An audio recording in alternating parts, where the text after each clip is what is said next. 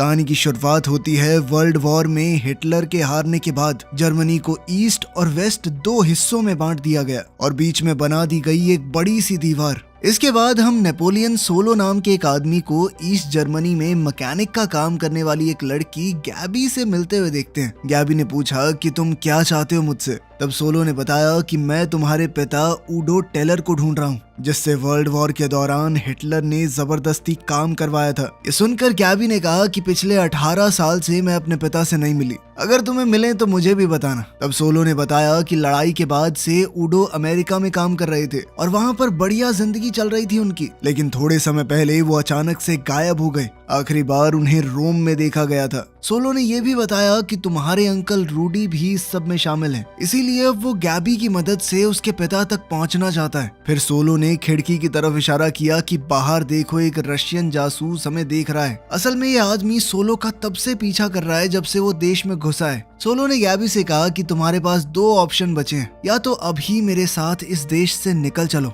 या फिर बाद में ये रशियन तुम्हें पकड़कर निकलवाने की कोशिश करेंगे कि एक अमेरिकन स्पाई तुमसे क्यों मिलने आया था। थोड़ा सोचकर गैबी ने फैसला किया कि निकलना ही बेहतर है, इन रशियंस के हाथों मरना थोड़ी है। उसने गाड़ी निकाली जबकि सोलो पिछली सीट पर छुपा हुआ था।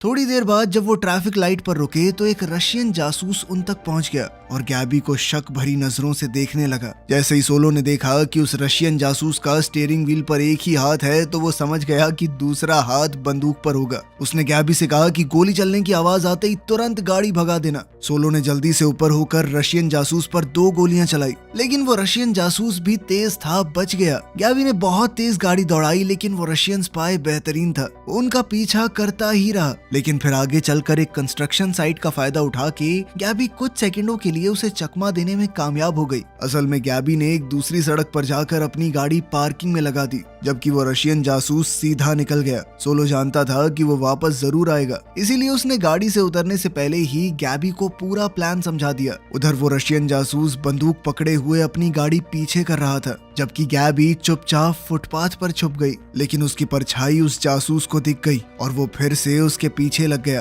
तभी सोलो पीछे से निकल कर आया और ड्राइवर पर 2 गोलियां दाग दी, जिससे गाड़ी कंट्रोल से बाहर होकर आगे ठुक गई। इससे सोलो को एक बार के लिए लगा कि मैंने उस जासूस को मार दिया है। वहीं गैबी ने तुरंत गाड़ी मोड़कर सोलो को अपने साथ बैठा लिया, लेकिन वो रशियन जासूस अपनी सीट नीचे करके बच गया था। खैर, गाड़ी ठुकने की वजह से अब उसे पैदल ही उनका पीछा करना पड़ा। वो पूरी जान लगाकर गाड़ी को रोकने की कोशिश कर रहा था। गैबी ने सोलो से कहा भी कि गोली मार देना इसे, लेकिन सोलो ने कहा कि मेरा मन नहीं है यार, मैं देखना चाहता हूँ ये आदमी क्या करेगा। उस रशियन जासूस ने गाड़ी का पिछला हिस्सा ही उखाड़ दिया, लेकिन वो लोग गाड़ी में थे तो उसे पीछे छोड़कर भाग ही गए। फिर सोलो ने गैबी से कहा कि वो पतली सी गली है ना, उसमें गाड़ी भगा। गैबी ने कहा भी कि ये बहुत पतली लग रही है, लेकिन गैबी सोलो की बात मानती रही और गाड़ी बीच हवा में फंस गई। सोलो ने कहा कि ऐसे क्या देख रही हो, बिल्कुल सही जगह पे आए हैं। अब गाड़ी की खिड़की से वो सीधा बिल्डिंग की खिड़की में घुस गए और अंदर जाकर वो जल्दी से छत की तरफ भागे। इधर वो रशियन जासूस भी आराम से बैठने वाला नहीं था, वो भी लगातार उनके पीछे आ रहा था।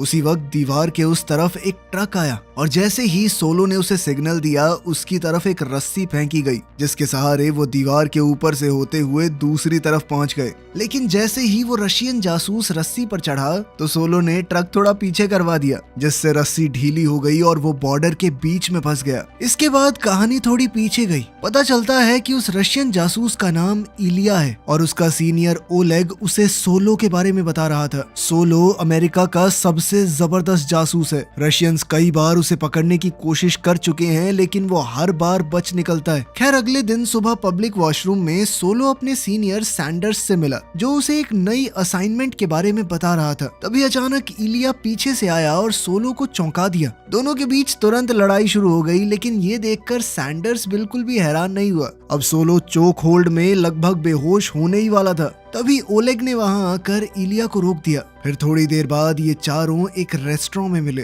तब सैंडर्स ने खुलासा किया कि गैबी का अंकल रूडी कुछ नाजियों के साथ मिला हुआ है और उन्हें शक है कि कहीं वो गैबी के पिता से न्यूक्लियर हथियार तो नहीं बनवा रहे। जिस कंपनी के लिए वो काम करता है उसका मालिक है अलेक्जेंडर, जो एक दिल फेंक किस्म का रईस आदमी है, लेकिन उसकी बीवी विक्टोरिया काफी समझदार है। असल में पूरा खेल वही चला रही है। अमेरिका और रशिया दोनों देश ये नहीं चाहते कि उनके हाथ में एक न्यूक्लियर हथियार लग जाए। इसलिए दोनों देशों के एजेंट्स को मिलकर इस मिशन पर काम करना होगा। वो गैबी का इस्तेमाल करके उसके अंकल के थ्रू कंपनी में घुस जाएंगे और फिर गैबी के पिता को ढूंढकर जल्दी से बाहर निकलो। इसके बाद सोलो और इलिया को वहाँ पर अकेला छोड़ दिया गया ताकि वो एक दूसरे के साथ काम कैसे करना है इस बारे में सोच सकें। लेकिन दोनों की एक दूसरे से बिल्कुल नहीं जम रही थी। दोनों ही एक दूसरे का पूरा कच्चा चिट्ठा निकाल के लाए थे। जल्द ही उन दोनों के बीच कहासुनी हो गई, जिसके बाद इलिया गुस्से से भरकर वहां से चला गया।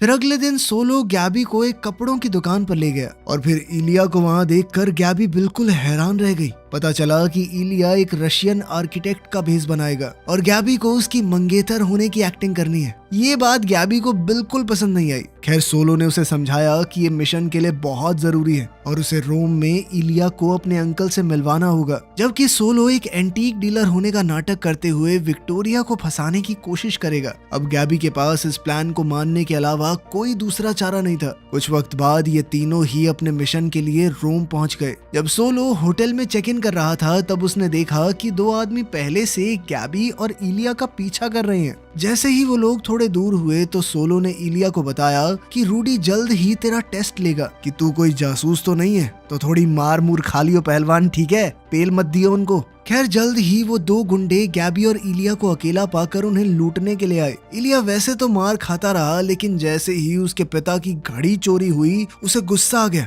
और एक तो उसने भी धर दिया। खैर होटल वापस आने पर गैबी की उसके अंकल रूडी से बात हुई और उन्होंने उसे कंपनी की 50वीं सालगिरह के इवेंट पर बुलाया था। बाद में कमरे के अंदर गैबी और इलिया की काफी प्यारी सी नोकझोंक हुई। एक बार के लिए तो ऐसा लगा मानो वो एक दूसरे को चूमने वाले हों, लेकिन गैबी ने कुछ ज्यादा ही पी ली थी और वो उसी हालत में सो गई। उधर सोलो होटल की रिसेप्शनिस्ट के साथ फ्लर्ट कर रहा था ताकि उसके करीब आकर थोड़ी बहुत जानकारी निकाल सके। खैर बाद में उसे अपनी घड़ी के अंदर एक माइक मिला और फिर थोड़ा खोजने पर कमरे में कई सारे माइक और ट्रांसमीटर मिले, जिसके बाद वो इलिया से मिला और कहने लगा कि तुमने मेरे कमरे में ये सब क्यों लगाया। लेकिन इलिया ने भी इसी तरह उसके लगाए हुए सारे माइक और ट्रांसमीटर निकाल रखे थे। बाद में इवेंट पर जाने से पहले इलिया ने गैबी को एक एंगेजमेंट रिंग पहना दी। इवेंट में गैबी ने इलिया को अपने अंकल रूडी से मिलवाया, जहाँ रूडी पूछने लगा कि वो दोनों कैसे मिले। बातों बातों में रूडी ने कुछ ऐसी बातें कह दी जो इलिया को पसंद नहीं आई और वो वहाँ से गुस्सा होकर चला गया। खैर गैबी ने अभी भी मिशन पर ध्यान देते हुए अपने पिता का जिक्र किया।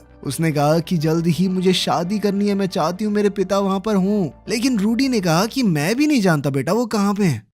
दूसरी ओर हम सोलो को देखते हैं जिसने एक आदमी से टकरा कर उसका इनविटेशन चुरा लिया। खैर बाद में उसने किचन के रास्ते से एक इवेंट में एंट्री की जिसे एक गार्ड ने देख लिया था। जब सोलो वहां घूम रहा था तो गार्ड ने उसे रोका और कहा कि इनविटेशन दिखाओ। तब सोलो ने ऐसा नाटक किया कि मैं तो भूल गया, आजा मेरे साथ बाहर दिखा देता हूँ तुझे। तभी गार्ड और उसके बीच में थोड़ी हाथापाई हो गई। सोलो ने जानबूझकर एक जबरदस्त मुक्का खाया और फिर इनविटेशन दिखा दिया। इससे विक्टोरिया को बहुत बुरा लगा और वो सोलो को उठाते हुए उससे माफी मांगने लगी। इसी दौरान सोलो लड़खड़ा कर विक्टोरिया पर गिर पड़ा। इसके बाद जब दोनों अकेले में बात कर रहे थे तो विक्टोरिया को एहसास हुआ कि सोलो उसका नेकलेस और उसकी घड़ी पहले ही चुरा चुका है। खैर सोलो ने उसे बताया कि आपकी कलेक्शन में बहुत सी नायाब चीजें हैं, लेकिन कोई चीज तो ऐसी होगी जिसे आप हासिल नहीं कर पाई। मैं उन्हीं चीजों को अपने क्लाइंट तक पहुंचाने का काम करता हूँ। उधर इलिया वॉशरूम में गया तो वहाँ पहले ही 3 लड़के सिंक के पास खड़े थे। उसने हाथ धोने के लिए कहा कि भाई थोड़ा साइड हो जाओ, लेकिन उन्होंने बात ना मानते हुए कहा कि कहीं और जाके धो ले। आखिरकार इलिया के गुस्से की टंकी फट गई। उसने अपने जबरदस्त लड़ने के अंदाज में तीनों की छुट्टी कर दी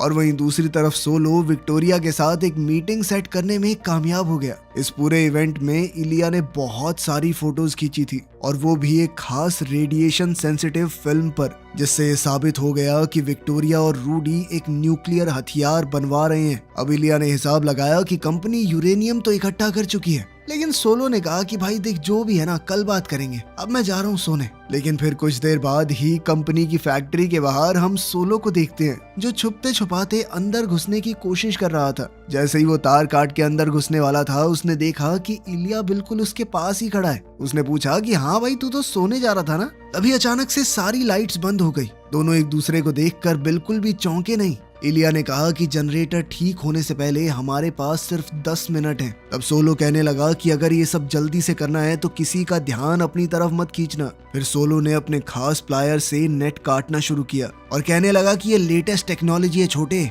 मेड इन अमेरिका। लेकिन इलिया के पास अपना खास हथियार था जिससे उसने सेकंडों में तार को काट के रख दिया। हाँ, मेड इन अमेरिका। अंदर घुसते ही दोनों को एक दरवाजा दिखा जिसमें 2 ताले लगे हुए थे। इस बार सोलो ने अपनी तकनीक से ताला जल्दी खोल दिया और फिर इलिया की भी मदद की। बाद में जब दोनों लैब के अंदर जांच कर रहे थे तब एक गार्ड वहां आ गया जिसकी वजह से उन्हें कोने में छुपना पड़ा। तभी इलिया की नजर गार्ड की घड़ी पर पड़ी जिसे देखकर उसे लगा कि ये शायद मेरे पापा की है। उसने चुपके से आगे बढ़ते हुए उस आदमी पर ऐसे खास तरीके से वार किया कि वो खड़ा खड़ा बेहोश हो गया। लेकिन बाद में पता चला कि ये घड़ी तो उसके पिता की थी ही नहीं। फिर भी उन्हें एक छुपा हुआ बटन मिल गया और उस बटन को दबाते ही एक खास तिजोरी तक का रास्ता खुल गया। अब चोरी करने में सोलो माहिर था तो इलिया उसका बैग पकड़कर साइड में खड़ा हो गया। कुछ ही सेकंडों में सोलो ने तिजोरी का दरवाजा खोल दिया और बड़े कॉन्फिडेंस से कहने लगा कि इस तिजोरी में कोई अलार्म ही नहीं है, बताओ। लेकिन तभी अचानक जोर जोर से अलार्म बजने लगा। साथ ही उन्हें तिजोरी के अंदर कुछ भी खास नहीं मिला, इसलिए दोनों खिड़की से कूदकर भाग गए और एक मोटर बोट में बैठकर वहां से निकलने की कोशिश करने लगे।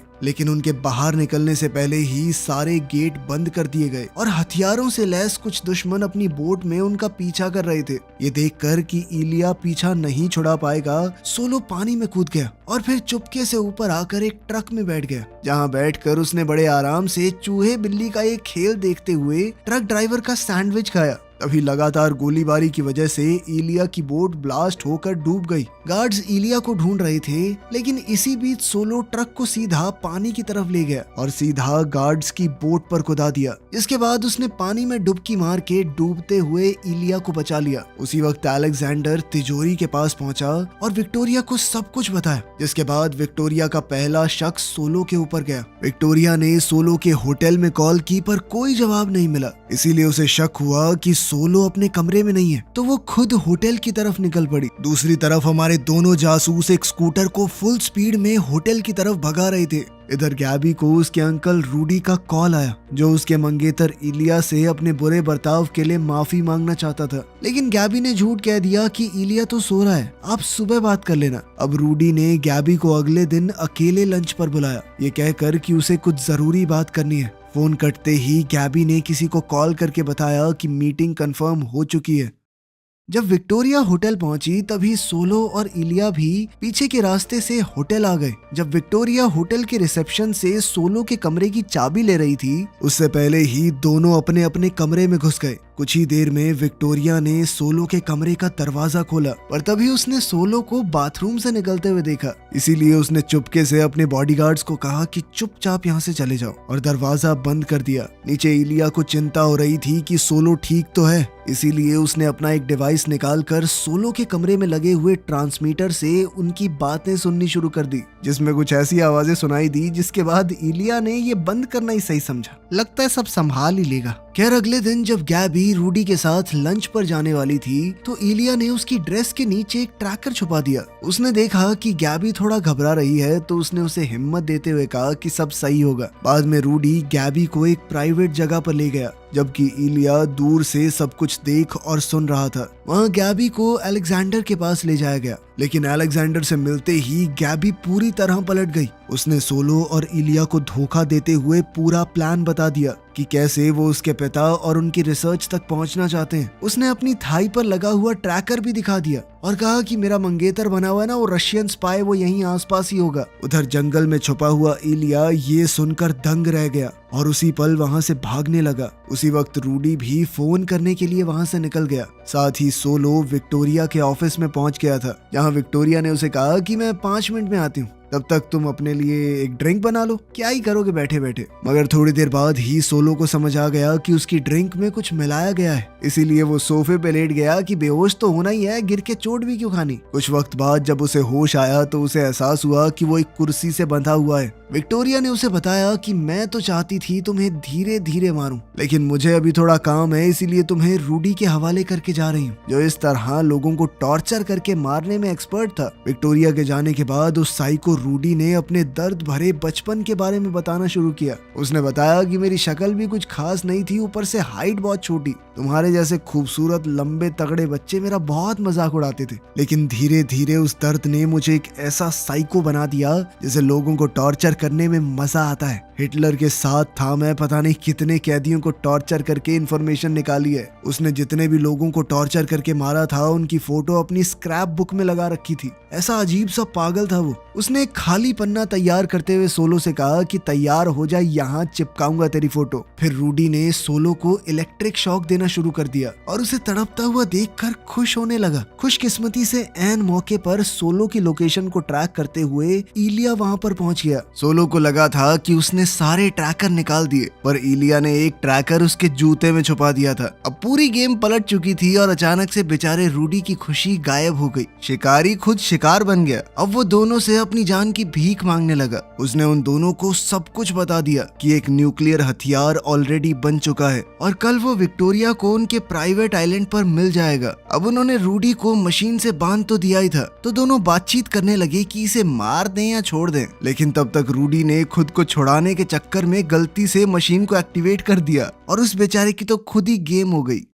दूसरी तरफ गैबी आखिरकार 18 साल बाद अपने पिता से मिली। वहीं इलिया और सोलो एयरपोर्ट की तरफ निकल पड़े, जहां उन्हें बताया गया कि उन्हें वेवरली नाम के एक ब्रिटिश नेवल कमांडर के साथ मिलकर आगे के मिशन को पूरा करना है। सोलो को ऑर्डर दिया गया कि साइंटिस्ट ऊडो और उसकी रिसर्च डिस्क को ढूंढ निकालो, और ये सब करने में अगर इलिया को मारना भी पड़ा तो हिचकिचाना मत। उधर इलिया को भी बिल्कुल ऐसे ही ऑर्डर्स दिए गए थे। अब उस ब्रिटिश कमांडर वेवरली ने एक खुलासा किया। उसने बताया कि गैबी इस पूरे मिशन में मेरे लिए काम कर रही थी। जब इन लोगों ने उसके पिता को किडनैप किया था, उसने तभी से गैबी को रिक्रूट कर लिया था। वो तो बस गैबी के उसके पिता तक पहुंचने का मौका ढूंढ रहे थे, और गैबी ने सोलो और इलिया को धोखा भी उसी के कहने पर दिया ताकि जल्द से जल्द दुश्मन का भरोसा जीत कर ऊडो को ट्रेस किया जा सके। उन्होंने पूरी जानकारी सोच समझ के ही दी थी ताकि इलिया के पास भागने का टाइम बच जाए, क्योंकि वो जानते थे कि जो एंगेजमेंट रिंग उसने गैबी को दी थी उसकी मदद से वो सारी बातें सुन रहा होगा।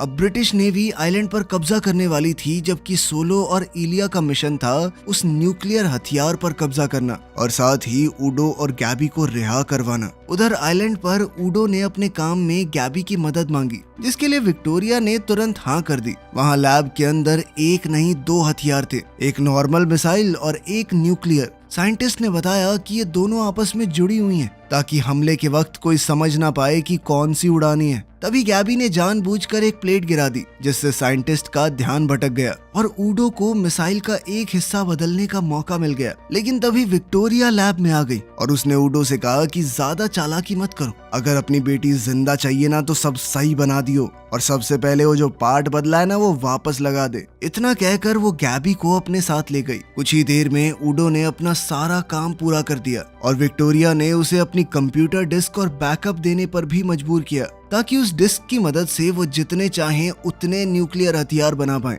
उन्हें अब ऊडो की जरूरत नहीं रहेगी।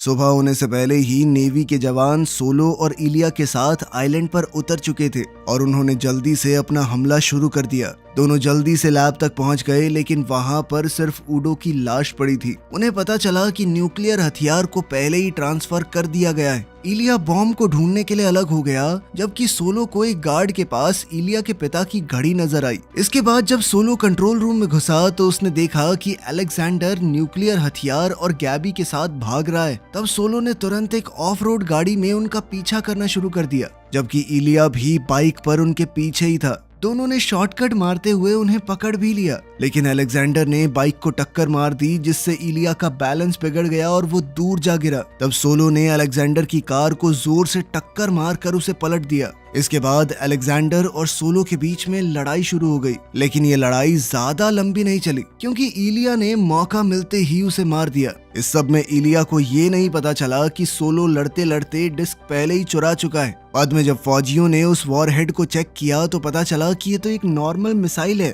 और उन सबको बेवकूफ बना दिया गया था। पता चला कि आज सुबह इस आइलैंड से 100 से ज्यादा मछुआरों की बोट्स निकली हैं और वो न्यूक्लियर हथियार उनमें से किसी के भी अंदर हो सकता है। लेकिन तभी सोलो को विक्टोरिया के ऑफिस में देखा हुआ एक जाना पहचाना नाम याद आया। ये विक्टोरिया के पिता की बोट का नाम था। जब उन्होंने लिस्ट में चेक किया तो उस नाम की बोट मिल गई। इसके बाद उन्होंने जल्दी से उस बोट पर मौजूद रेडियो से कांटेक्ट किया, जहां कैप्टन कहने लगा कि मैं इस बारे में कुछ नहीं जानता, यहाँ कोई विक्टोरिया नहीं है। लेकिन फिर सोलो ने विक्टोरिया को सड़ाने के चक्कर में मजाक उड़ाया कि तेरे पति को मार दिया हमने, इतना नल्ला था वो 20 सेकंड नहीं लड़ पाया मुझसे। ये सब सुनकर विक्टोरिया आखिरकार रेडियो पर आई और उसने धमकी दी कि तेरे पूरे परिवार को 1 साल के अंदर मार दूंगी। दरअसल ये सोलो की एक चाल थी। वो विक्टोरिया को बातों में उलझा कर रखना चाहता था ताकि नेवी को मौका मिल जाए सिग्नल ट्रेस करके उसकी लोकेशन का पता लगाने का। अब उसने अचानक से विक्टोरिया को बताया कि दीदी मेरे परिवार को तो नहीं मार पाओगे, क्योंकि कुछ ही सेकंड में आपकी खुद की गेम होने वाली है।